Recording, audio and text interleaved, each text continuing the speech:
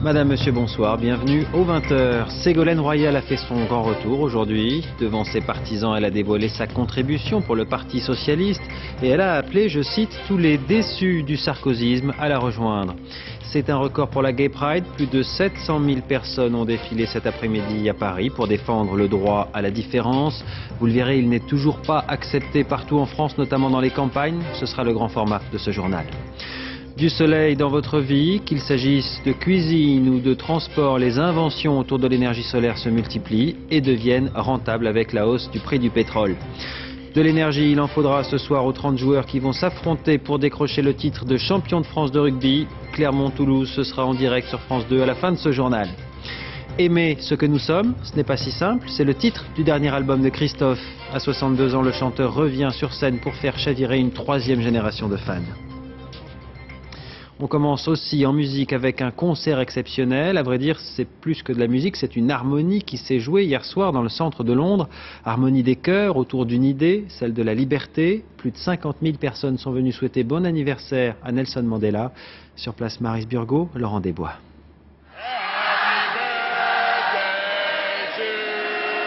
La capitale britannique fête les 90 ans de Nelson Mandela. Une frêle silhouette, mais une détermination intacte. Il porta pendant 27 ans le matricule 46 664 dans les prisons sud-africaines. Aujourd'hui, il transmet à cette foule émue une mission, poursuivre ses combats. Là où règne la pauvreté et la maladie, y compris le sida, là où des êtres humains sont opprimés, il y a encore du travail à faire. Sur la scène, les artistes les plus prestigieux comme les plus baroques se succèdent sous les yeux amusés de l'ex-président sud-africain. Symboliquement, 46 664 tickets ont été vendus. Tous les bénéfices récoltés iront à la fondation créée par Nelson Mandela contre le sida. Malgré sa santé fragile et son retrait de la vie politique, Monsieur Mandela n'a pas fini de parcourir le monde et ses injustices. C'est le mot à la mode en ce moment au Parti Socialiste. Contribution. Les responsables du PS en ont déjà déposé une dizaine. La dernière l'a été aujourd'hui par Ségolène Royal qui en a profité pour faire son grand retour devant un parterre de militants. Outre ses propositions, elle s'est aussi positionnée en chef de file des déçus du sarkozysme. C'est son expression. Jeff Wittenberg, Jean-Marie Lecartier. Elle n'est encore qu'une prétendante au poste de numéro 1 socialiste. Ségolène Royal parle pourtant en chef de l'opposition. La vraie nature du sarkozysme, on la voit maintenant. Il avait promis la rupture, la France subit une déchirure. Grosse ambiance militante. Pendant quelques heures, l'ancienne candidate retrouve les accents du printemps 2007 et de la campagne. Les adeptes du ségolisme sont toujours convaincus. C'est la seule qui ne crée pas de collier, qui ne polémique pas, elle, dans le parti. Elle s'oppose à Nicolas Sarkozy. C'est notre bulldozer, notre bélier qui peut en fait envoyer les notables à la retraite. Et du côté des lieutenants de Ségolène Royal, promis, on n'est pas plus inquiet que ça de la concurrence qui règne au PS et notamment de la montée en puissance de Martine Aubry. Je ne suis pas franchement inquiète. Je crois vraiment que le temps est venu vraiment de se retrouver autour d'un certain nombre d'idées qui sont d'ailleurs partagées. L'ascension de Martine Aubry ne lui pose aucun problème. Elle regarde devant elle ne regarde pas à côté. Sur les côtés comme devant, aujourd'hui c'est plutôt une bonne salle pour Ségolène Royal. 900 personnes toutes acquises à sa cause, à sa contribution pour le Congrès qui est aussi une charge contre le gouvernement. Nous avons besoin que la gauche dise stop à la mainmise du clan Sarkozy sur la France et nous avons besoin que la gauche fasse monter la France d'un cran. Voilà l'engagement que je prends aujourd'hui. Une autre gauche, une autre salle, mais toujours au sein du PS. Henri Emmanuelli présentait lui aussi sa contribution aujourd'hui avec Laurent Fabius en invité d'honneur. Le congrès de Reims est dans 5 mois, le sacre est encore loin. Et en marge de ces meetings, on a appris tout à l'heure que l'appartement de Ségolène Royal avait été visité hier soir. Le motif reste indéterminé. Le mobilier a, semble-t-il, été retourné, mais on ignore pour l'heure si des objets ont été dérobés. Le domicile de Ségolène Royal avait déjà été visité il y a 2 ans, ainsi que le siège de son comité de soutien l'an dernier, alors qu'elle était candidate à la présidentielle. On revient à la politique avec l'autre événement à gauche cet après-midi. Il sera peut-être l'épine dans le pied du Parti socialiste. Olivier Besancenot a réuni ses comités locaux en vue de créer un nouveau parti anticapitaliste. Il s'agit de rassembler, selon ses termes, tous ceux qui ne se résignent pas, y compris d'ailleurs d'anciens terroristes condamnés pour crimes de sang. Souvenez-vous de Jean-Marc Rouillant, ancien membre du groupe armé d'extrême gauche Action Directe. Il avait été reconnu coupable de complicité d'assassinat d'un ingénieur de l'armement et du PDG de Renault dans les années 80. Eh bien, malgré ce parcours, Jean-Marc Rouillant aura, semble-t-il, sa place dans le nouveau parti d'Olivier Besancenot. C'est ce qu'il nous a confirmé tout à l'heure dans notre journal de 13h, dont il était l'invité. On l'écoute. J'appartiens à un courant politique qui désapprouvait et qui décriait les méthodes d'Action Directe à l'époque. Par ailleurs, ce n'est pas les débats franchement de ma génération, du débat après 68. En l'occurrence, je suis tout à fait à l'aise parce que Jean-Marc Rouillant, comme les autres, ils ont purgé leur peine. Ils devaient faire 18 ans incompressibles. En l'occurrence, aujourd'hui, ils font du RAB. Donc la question qui se pose pour eux, comme pour beaucoup d'autres, c'est de savoir si des personnes qui ont subi une peine et qui ont vécu le système carcéral ont le droit de faire la politique. Eh bien, nous, on pense que oui, ils ont le droit de faire la politique. Travailler le week-end ou perdre son emploi, c'est en substance la proposition faite par la direction de Goodyear à Amiens, qui affirme que selon une dernière consultation, la majorité des salariés acceptent de réorganiser le travail pour éviter un plan social. Le problème, c'est que tous les syndicats dans cette affaire ne sont pas d'accord sur la conduite à tenir. Marianne Mas, Patrick Wurstorm. Sortie de vote chahutée hier à l'usine Goodyear. C'est pour vous qu'allez le faire. Il y a 8 mois, les salariés avaient voté non lors d'une précédente consultation et s'étaient vus menacés d'un plan social. Cette fois, le oui l'emporterait à 72% des exprimés. Nous, ce qu'on espère, c'est aboutir à ce que la direction lève le plan social. Franck Jurek, lui, ne se fait pas beaucoup d'illusions. Il est salarié de Goodyear depuis 17 ans à la production de pneus de tracteurs. Et depuis 17 ans, ses conditions de travail et de rémunération n'ont cessé de se dégrader. Si on accepte 4-8, on se dit que l'année prochaine, ce qu'ils vont faire, ils vont nous prendre notre prime de notre 13e mois, ils vont nous prendre notre prime de vacances et puis on travaillera pour le SMIC, quoi. Alors ça, c'est hors de question. C'est pour ça qu'on se bat justement. On se bat plus pour avoir... là, on se bat pour garder nos acquis. Qu'avant, on se battait pour avoir plus. Franck Jurek a fait ses comptes avec la nouvelle organisation du travail proposée par la direction. Pour lui, ce sera moins de jours fériés et surtout moins de vie de famille. Si demain ça passe, je verrai plus mes enfants. En plus, moi, je suis un papa séparé. Alors, je les ai le vendredi soir jusqu'au dimanche. Si demain je passe en 4-8, je les verrai plus du tout, puisqu'il faut travailler tous les samedis et tous les dimanches. Ce sera fini pour moi. Date butoir fournie par la direction pour signer l'accord le 4 juillet prochain. Nous souhaitons être capables d'arrêter la procédure de plan social et ne pas avoir à envoyer 402 lettres de licenciement au mois de septembre. Maintenant, effectivement, la balle est dans le camp des organisations syndicales. Sud et la CGT, qui est majoritaire dans l'usine, ont déjà annoncé qu'elles ne signeraient pas cet accord.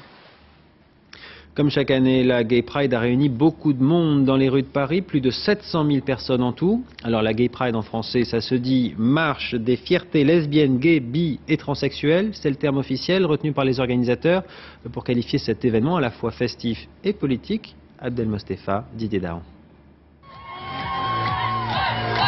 Décibel et belle d'un jour, la 7e édition de la Marche des Fiertés ne faillit pas à la règle. Nombreux, ensoleillés, comme d'hab, ça change pas, toujours pareil. Comme d'hab, la gauche et la droite se sont partagés la tête du cortège. Comme d'hab, c'est à la fois festif et revendicatif. La nouveauté, c'est que cette année, la manifestation met l'accent sur l'école et ses lacunes en matière de sensibilisation. Les enseignants n'interviennent pas trop, il y a des jeunes qui sont vraiment moqués dans les cours d'école, ils ne trouvent pas de repères, il n'y a rien, il n'y a jamais rien au niveau des cours, au niveau des programmes, tout est vide. On parle de littérature, mais on ne parle surtout pas de l'homosexualité de l'auteur, par exemple. Dans le cortège, le MAG, une association qui mène justement des actions de sensibilisation dans les collèges et lycées, pour briser un certain isolement, une 50aine d'interventions par an. Indispensable car les jeunes homosexuels font 13 fois plus de tentatives de suicide que les hétérosexuels. C'est aussi la période, le collège et le lycée, où on se découvre soi-même, et ça peut être très mal vécu, ce que montrent les chiffres de la sursuicidalité des jeunes homos. fin d'après-midi, plusieurs centaines de milliers de personnes envahissaient la place de la Bastille pour la transformer en discothèque géante et en attendant les marches de Bordeaux et Marseille samedi prochain. Et alors au-delà des paillettes et de la fête, l'idée de cette Gay Pride, c'est bien sûr de faire entrer dans les mœurs l'acceptation de la différence. Beaucoup de chemin a été fait depuis quelques années, mais aujourd'hui encore, il n'est pas toujours facile d'assumer une homosexualité. C'est notamment le cas dans les campagnes. Alors le bonheur est-il dans le pré seulement pour les hétérosexuels? C'est le grand format de cette édition. Fanny Stenler, Stéphane Guillemot. Au cœur des Alpes de Haute-Provence, 800 âmes vivent loin du tumulte de la Gay Pride. Avignon ou Marseille sont à plus de 2 heures de route. Ici, tout le monde se connaît. Beaucoup ont grandi ensemble, d'autres sont venus s'installer plus récemment de villages ou de régions voisines. Thierry, t'asseoir? Ouais, ramène de l'eau fraîche. Thierry et Didier vivent ensemble depuis 2 ans. Une petite maison en bordure de village. Chez la commune, il y a d'autres gays et lesbiennes ici. On n'est pas... Oui, ouais, on n'est pas seuls. Dans ce village? Oui. On n'est pas seuls. Et comment vous l'avez su? Bon, on le sait. On les connaît de vue. Ici, tout le monde se connaît, mais rien ne se dit ouvertement. Didier est discret. D'ailleurs, il préfère que l'on taise le nom de son village. Et il ne lui viendrait jamais à l'esprit de le traverser, main dans la main avec son ami. On se cache encore, c'est clair. Parce que les gens ont peur justement sur la discrimination, sur des casseurs de PD, ça arrive aussi. Hein. Sur quoi? Sur les casseurs de PD. C'est-à-dire? C'est-à-dire des gens qui viennent, qui vous cassent les voitures, qui vous brûlent même la baraque, ça arrive. Au travail, en famille, les tabous pèsent toujours sur sa vie. Même pour dire que je suis homo, c'est dur à l'heure d'aujourd'hui encore de dire à des gens que je connais pas, de dire ouais, je suis homo, c'est... J'arrive pas à l'accepter, quoi. J'ai du mal. C'est vrai que je préfère de dire je suis différent. À 16 km de là, d'autres assument pleinement leur homosexualité. Nous sommes dans le village de Thoard. Ronald Grotter s'est installé ici depuis une vingtaine d'années. Il s'est présenté comme tête de liste aux dernières municipales. Et son bon score, 43%, démontre qu'ici, les homosexuels peuvent être populaires. Ils sont gentils, ils ne m'insultent pas, je ne les insulte pas non plus, je respecte leur idée tant qu'ils n'embêtent personne. Il y a 5 ans, Ronald Grotters a monté une association, la Pink Pastoral. Une initiative qu'il a prise pour faciliter la vie des homosexuels à la campagne. En ville, l'homosexualité peut passer complètement inaperçue. Elle est extrêmement banalisée, si vous voulez. À la campagne, elle devient plus visible. Et donc, avec la proximité, elle peut poser des problèmes. Des problèmes apparemment moins nombreux aujourd'hui, car petit à petit, les mentalités évoluent. On est arrivé à un niveau d'évolution de la civilisation où les homosexuels sont acceptés. Donc, les opinions sont partagées aussi bien à la campagne qu'en ville, je pense. Les esprits s'ouvrent progressivement. La preuve, ce reportage, sans doute irréalisable il y a encore 20 ans. C'est ce qui s'appelle avoir de la chance dans son malheur. Près de Montpellier, un conducteur âgé de 18 ans a chuté avec son véhicule sur une voie ferrée après avoir voulu éviter une voiture sur le pont qui passe au-dessus. Totalement indemne, il a pu quitter les lieux avant qu'un train ne percute sa voiture. Il n'y a eu aucun blessé. En revanche, la ligne qui relie Paris à Montpellier a du coup été très perturbée. On a compté cet après-midi jusqu'à 3 heures de retard. Il faut dire que c'était aujourd'hui les premiers départs en vacances. Bison futé voyette orange, ça a globalement plutôt bien roulé sur l'autoroute du Sud. Image ici du péage de Villefranche-sur-Saône, sur l'A6. Ça part quelques ralentissements, vous le voyez, rien à signaler. Pas de quoi en tout cas gâcher le début des vacances pour ceux qui avaient la chance de partir dès aujourd'hui. Et plus que jamais cette année, vous serez nombreux à avoir un nouvel ami dans la voiture, le GPS. Il devient, paraît-il, de plus en plus intelligent et surtout de plus en plus polyvalent. Diego Garcia, Madi Diawara. Cette année, à la façon d'une star, le GPS s'invite à Cannes, au salon des jeux vidéo. Mais alors, console de jeu ou GPS? Les deux.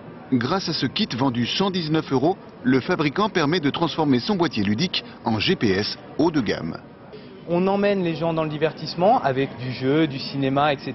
Et on s'est dit qu'on pouvait aussi les amener à bon port grâce au GPS. 2 millions de personnes en France possèdent déjà une console de jeu comme celle-ci. Avec sa fonction GPS, les bâtiments des principales villes européennes s'affichent en 3D. comme le Louvre ici à Paris. Immeubles, maisons, tout a été modélisé. Pour le fournisseur de la cartographie, un travail de titan.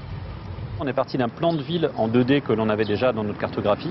Et ensuite, à l'aide d'un van spécial équipé d'une caméra laser qui mesurait la hauteur de chacun des bâtiments, on a ensuite récupéré la valeur de hauteur de chacun des bâtiments. Et la dernière étape, ça a été d'ajouter des textures, c'est en fait des photos qui modélisent des fenêtres, etc. Autre exemple, cet homme a rendez-vous dans un restaurant parisien dont il ne connaît que le nom. Un simple clic et les pages jaunes de l'annuaire électronique apparaissent via Internet sur ce modèle. Coordonnées, informations des professionnels, tout y est, le tout pour moins de 250 €. Après 600 mètres, tenez la gauche. À l'heure où l'essence n'a jamais été aussi chère, voici un autre GPS qui calcule vos parcours en fonction des vitesses de circulation réelles constatées sur les routes. Un gain de temps qui réduit la consommation. Le prix, 499 €. On sait parfaitement quels sont les points de ralentissement. Donc on se base sur des vitesses réelles, tenant compte par exemple de feux de signalisation, de descente, de détour, et non pas sur des vitesses théoriques sur les routes.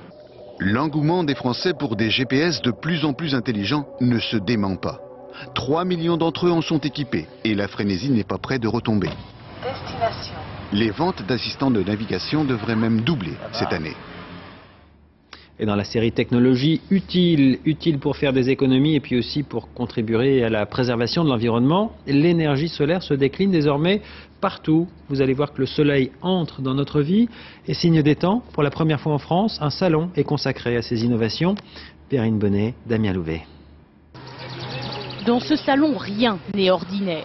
Il se déroule en plein air, en plein soleil, et on y trouve plein d'objets lunaires. C'est aussi rapide que sur des gazinières traditionnelles que vous pouvez avoir chez vous au gaz. Ici, on peut donc cuisiner à l'énergie solaire. On peut naviguer aussi. Démonstration un peu plus loin sur le lac. Les panneaux alimentent le moteur. Pas de bruit. Pas de pollution. Pas d'excès de vitesse non plus. Ces prototypes n'excèdent pas les 40 km/h, mais ils sont maniables et complètement autonomes. Le principe dans le solaire, c'est de toujours respecter la pente naturelle du toit. Mais surtout dans ce salon, on vend, on achète, on négocie. Car depuis 2 ans, les ventes de panneaux thermiques pour le chauffage et photovoltaïques pour l'électricité explosent. On est au début d'une filière industrielle nouveau, d'un marché émergent. On est sur un taux de croissance de ce marché de 35-40% par an. C'était la croissance de la bulle Internet, vous vous en souvenez? Sauf que là, on n'est pas sur une bulle, on est sur du matériel. Il y a un vrai business qui est, à mon avis, juste au démarrage, en plein essor. Il suffit de se tourner vers les pays germaniques, tout ce qui est à nos frontières et qui ont déjà 10 ans d'avance sur nous. Pour eux, parler du solaire, c'est un sujet on ne peut plus banal. Le solaire n'a donc plus rien d'une idée gadget. La preuve en est, 140 sociétés se sont implantées ici même pour le développer. Une véritable technopole, baptisée la Solar Valley. Plus romantique qu'une rame de RER, voici le tout dernier transport en commun d'Île-de-France. La navette Vogeo a été inaugurée aujourd'hui. Elle relie la capitale à Maison-Alfort, dans le Val-de-Marne. C'est au sud-est de Paris. Chaque bateau peut transporter jusqu'à 70 personnes. Coût du ticket, 3 €. Vogeo est aussi accessible pour les détenteurs du Pass Navigo, l'ex-carte orange. Et ce sera pourquoi pas une idée d'activité touristique pour cet été. Faire les soldes 4 jours après l'ouverture de la période, est-ce que ça vaut encore le coup? Cette question, beaucoup se la posent chaque année, en particulier ceux qui, nombreux, travaillent la semaine et qui doivent attendre le samedi pour profiter des joies de la valse des étiquettes. Alors qu'en était-il cet après-midi? Reportage à Paris, Séverine Lebrun, Claire-Marie Denis. Une montagne de soldes, des démarques vertigineuses. En vitrine, on affiche tout de suite la couleur et ça marche. Les boutiques sont pleines à craquer de clientes très méthodiques. C'est d'abord un trottoir, on traverse ensuite pour faire un autre trottoir et on fait à peu près toutes les boutiques. On n'a rien de précis à acheter, c'est l'occasion qui fait l'arbre tout simplement. On a une idée très précise, on sait ce qu'on veut et on le cherche jusqu'à ce qu'on le trouve. Des prix cassés pour liquider coûte que coûte. Les rayons croulent sous les stocks invendus à cause du mauvais temps. Certains ont bien l'intention d'en profiter pour remplir leur garde-robe. 2 paires de baskets, 2 blousons, un polo et 2 paires de pantalons de jeans. Les clients pour les soldes, c'est très spécial. Ils viennent pour acheter beaucoup. Ils n'achètent pas 1 ou 2 ou 3. Voilà. Tout ce qu'ils n'ont pas acheté pendant la saison, ils viennent l'acheter pendant les soldes. Pas question pour autant de plomber le budget. Là encore, c'est le pouvoir d'achat qui dictera les choix. C'est le début des vacances, donc j'ai pas non plus un budget énorme, donc c'est pour ça que je préfère regarder tous les petits prix. Moi je fais très attention au prix, moi ma femme, parce que voilà, c'est les soldes, donc on achète tout ce qui passe. Dans ces boutiques, les soldes, c'est 25% du chiffre d'affaires de l'année. Alors tout est bon pour convaincre des clients réticents à sortir le porte-monnaie. On les attrape vraiment, il faut vraiment leur parler, argumenter. Alors d'habitude pendant les soldes, ils achètent tout seuls, mais là il faut vraiment argumenter. Reste 6 semaines pour faire des affaires. Ceux qui n'ont pas encore les bras chargés peuvent essayer de patienter pour profiter de meilleurs rabais. Trahi par son ADN à la suite de l'agression d'une adolescente ce mois-ci dans l'Essonne, les policiers se sont aperçus qu'ils avaient en fait affaire à un violeur en série. Les experts sont formels. Sa signature ADN a été relevée dans 2 autres affaires de viol commis dans le département ces dernières années. Un appel à témoins a été lancé. Aurélia Guillemin, Zidane Berkous. Cheveux très courts, grisonnants, yeux clairs, l'homme teint pâle, 45-50 ans, est activement recherché par la police. Son portrait robot a été dressé grâce au témoignage d'une lycéenne de 16 ans. Le 8 juin dernier, en plein après-midi, elle rentrait chez une amie dans ce hall d'immeuble lorsqu'il l'oblige à la suivre. Une discrète caméra de vidéosurveillance filmait la scène. La bande est entre les mains de la police. Il s'agit de l'auteur que vous voyez, on a gommé la victime et sous la menace de son couteau l'entraîne vers le véhicule. La jeune fille est embarquée dans une Renault Clio bleue. Elle est violée 50 km plus loin, dans une forêt au sud d'Évry. Sur ses vêtements, une trace ADN met les enquêteurs sur la piste d'un violeur en série. L'empreinte génétique est déjà fichée dans 2 autres affaires non élucidées. Des viols, tous commis dans le département de l'Essonne, dans un rayon de seulement 25 km. En 99, une étudiante de 19 ans attendait son bus dans cette commune près de Paris quand un automobiliste qui fait mine de chercher sa route l'a fait monter à bord. Même mode opératoire, elle est menacée avec une arme blanche, violée et abandonnée vivante dans un sous-bois. Les enquêteurs qui ont déjà rapproché 3 affaires n'excluent pas que l'homme recherché ait commis d'autres crimes. Ils lancent un appel à témoins. C'est une véritable guerre des boutons qui s'est engagée dans un petit village du Gers. Guerre des boutons contre les boutons de moustiques. La bourgade de Cazaux-Savès est envahie depuis quelque temps par une nuée de ces insectes. Ils ont proliféré à la faveur des récentes inondations et des fortes chaleurs qui leur ont succédé. Antoine Gaveau, Olivier Combe. Au château de Caumont, les invasions, on connaît. Ici, on a repoussé les Anglais et contenu les armées protestantes. Mais voilà que sans profit d'une nouvelle, le village en contrebas est envahi par les moustiques. D'ailleurs, dans la cour de l'école, au moment de ranger les jouets, c'est la guerre. Des fois, on met du produit et des fois, on les tape. Et ça marche le produit? Oui. Et ça marche de les taper? Oui. Ça dépend quand on les a. Qu'est-ce qui se passe là? On s'amuse, mais aussi ça nous démange. Première victime des insectes, évidemment, les enfants. D'ailleurs, depuis une semaine, plus de jeux dans la cour.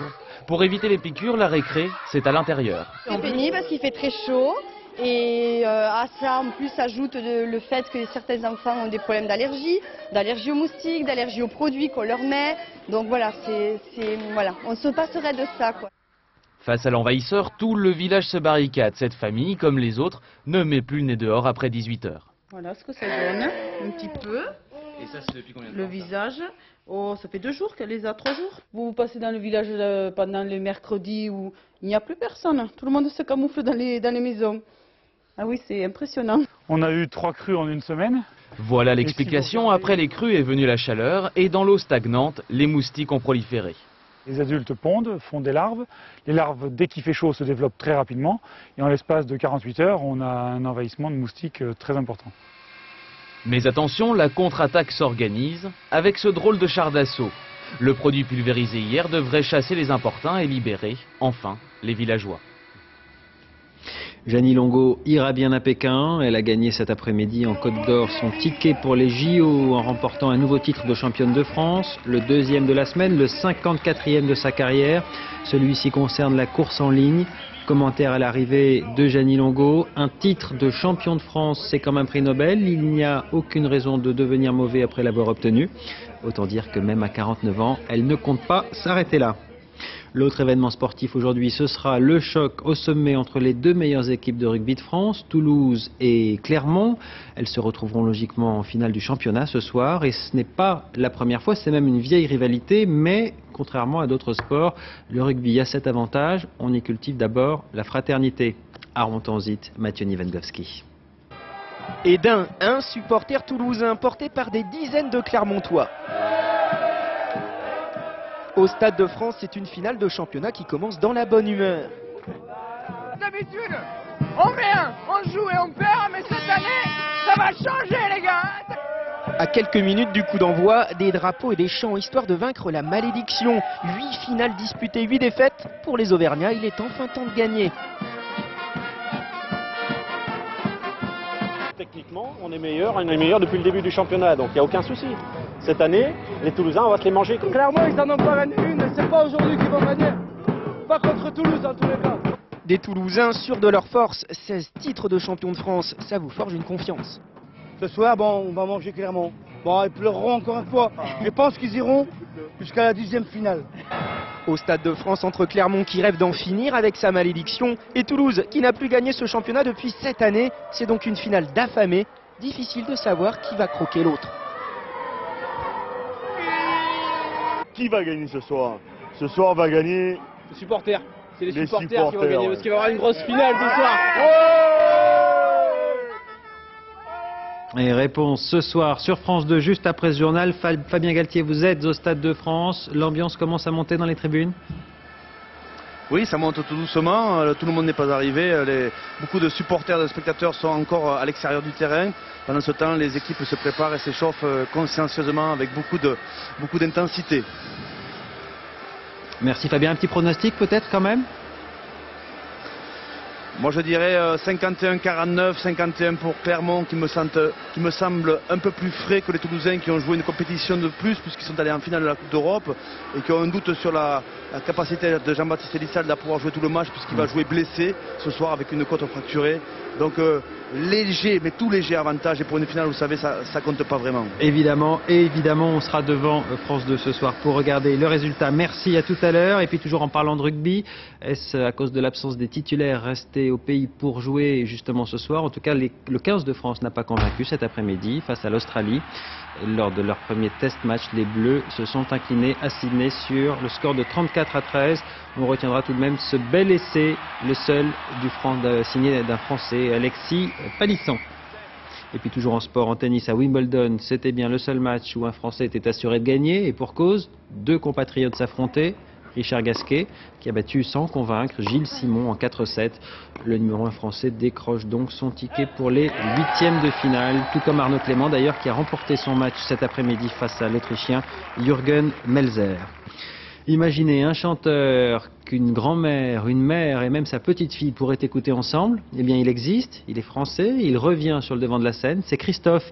À 62 ans, il nous propose d'aimer ce que nous sommes. Ce n'est pas si simple, c'est le titre de son dernier album qui sort lundi. Olivier Lenuzza, Dominique Bonnet.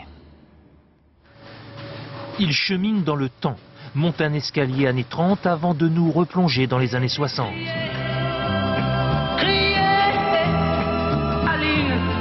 Christophe nous reçoit chez lui, au milieu des souvenirs. Je construis des marionnettes. Il a construit des marionnettes. C'est fabriquer tout un univers. C'est un peu comme un voilier. Il y a l'horizon. Quand il y a la lune la nuit, c'est comme un bateau sans la mer, quoi. Un navire échoué en plein cœur de Paris. Elle est là, debout, sur mes paupières. Il se couche à 8 h du matin. Se lève à 16 h. Un petit déjeuner, puis Christophe se met au piano. Compose, écrit, pose sa voix.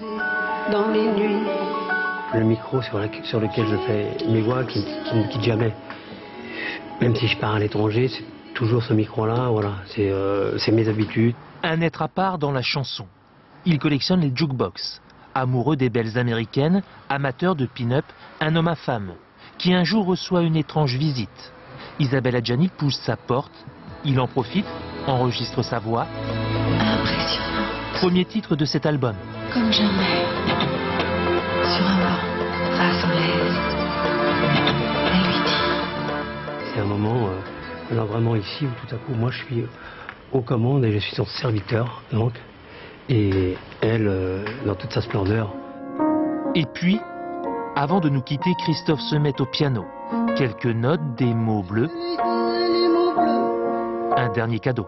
Tout ce qui rend les gens heureux, je l'appellerai son anobli. Je suis peut-être démodé.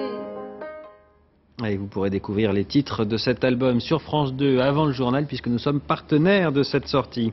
On va terminer avec une drôle d'équation. Comment être excentrique quand on veut être à la mode, sachant que pour être excentrique, il ne faut pas être comme tout le monde. Eh bien, deux créateurs ont à peu près réussi à résoudre cette équation. Il faut dire, et ce n'est pas le moindre des paradoxes, qu'il existe désormais un vrai marché de l'excentricité. Estelle Collin, Olivier Robert. Voici l'antre parisien de John Galliano et voici l'homme tel qu'il l'a créé pour l'été prochain. Mélange de manga, de flegme britannique, un classique à forte personnalité comme son créateur.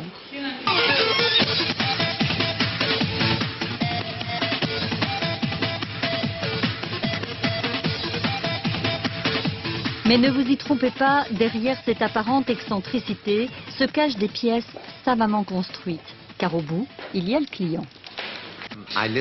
J'écoute très attentivement mes équipes commerciales. Au Moyen-Orient, ils veulent plus de couleurs. En Europe, plus d'imprimés. Oui, c'est très exigeant. Une créativité née de ses voyages. Voici d'ailleurs ce qu'il ne montre jamais, ses livres de recherche. Nous rapportons tout. Il faut assimiler, mais ce n'est pas seulement la culture de la rue. Ça vient aussi des musées, de l'art contemporain, de la musique.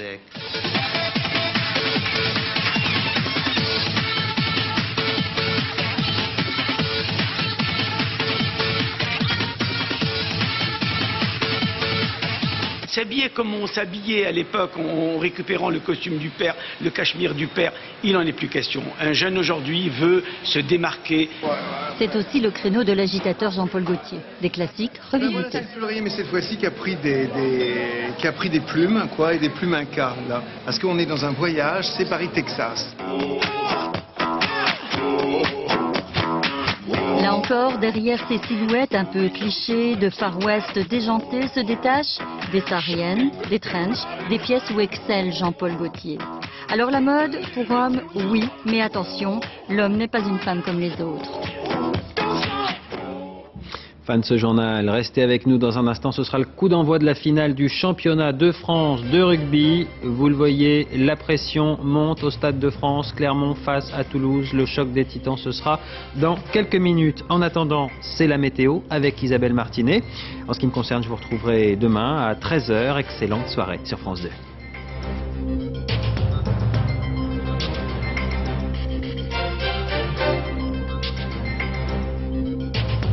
L'info en continu, c'est aussi sur France2.fr.